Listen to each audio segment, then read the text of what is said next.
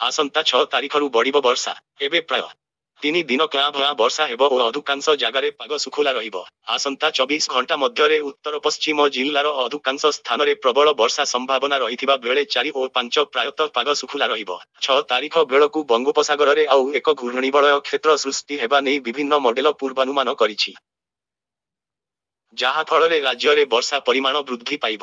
ଏଣୁ 6 ତାରିଖ ପାଇଁ ସୁନ୍ଦରଗଡ଼, କେନ୍ଦୁଝର, ମୟୂରଭଞ୍ଜ, ଅନୁଗୁଳ, ବାଲେଶ୍ୱର, ଭଦ୍ରକ, ଢେଙ୍କାନାଳ ଜିଲ୍ଲାରେ ପ୍ରବଳ ବର୍ଷା ଆଶଙ୍କାରେ ସତର୍କ ସୂଚନା ଜାରି କରାଯାଇଛି। 7 ତାରିଖ ଦିନ ମାଲକାନଗିରି, କୋରାପୁଟ, ନବରଙ୍ଗପୁର, ନୂଆପଡ଼ା, ବଲାଙ୍ଗୀର, ବରଗଡ଼, ସୋନପୁର, ସମ୍ବଲପୁର, ଝାରସୁଗୁଡ଼ା, ସୁନ୍ଦରଗଡ଼, ଦେବଗଡ଼, ଅନୁଗୁଳ, ଢେଙ୍କାନାଳ, କେନ୍ଦୁଝର ଓ ମୟୂରଭଞ୍ଜ ପାଇଁ ସତର୍କ ସୂଚନା ଜାରି କରାଯାଇଛି। 8 ତାରିଖ ମଧ୍ୟ ରାଜ୍ୟର ବିଭିନ୍ନ ସ୍ଥାନରେ ପ୍ରବଳ ବର୍ଷା ହେବା ନେଇ ଭୁବନେଶ୍ୱର ଆଞ୍ଚଳିକ ପାଣିପାଗ ବିଜ୍ଞାନ କେନ୍ଦ୍ର ପୂର୍ବାନୁମାନ କରାଯାଇଛି।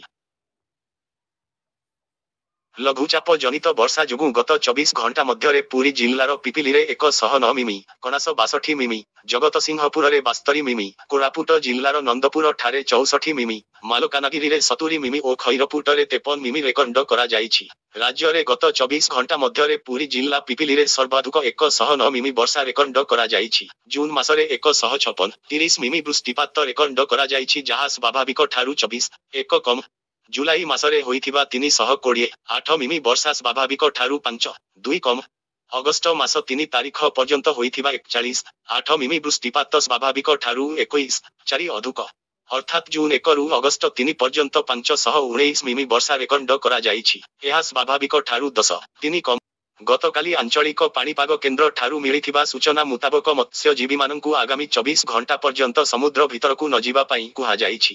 ମତ୍ସ୍ୟ ଓ ପଶୁ ସମ୍ପଦ ବିଭାଗ, ଗଞ୍ଜାମ, ପୁରୀ, କେନ୍ଦ୍ରାପଡ଼ା, ଜଗତସିଂହପୁର, ଭଦ୍ରକ ଓ ବାଲେଶ୍ୱର ଜିଲ୍ଲାପାଳଙ୍କୁ ଏହା ଅନୁପାଳନ କରିବା ପାଇଁ ସ୍ୱତନ୍ତ୍ର ରିଲିଫ କମିଶନର ନିର୍ଦ୍ଦେଶ ଦେଇଛନ୍ତି। କଟକଣା ସତ୍ତ୍ୱେ ମତ୍ସ୍ୟଜୀବୀମାନେ ସମୁଦ୍ର ଭିତରକୁ ମାଛ ଧରିବା ପାଇଁ ପ୍ରବେଶ କରିଥିବା ଦେଖାଯାଇଛି।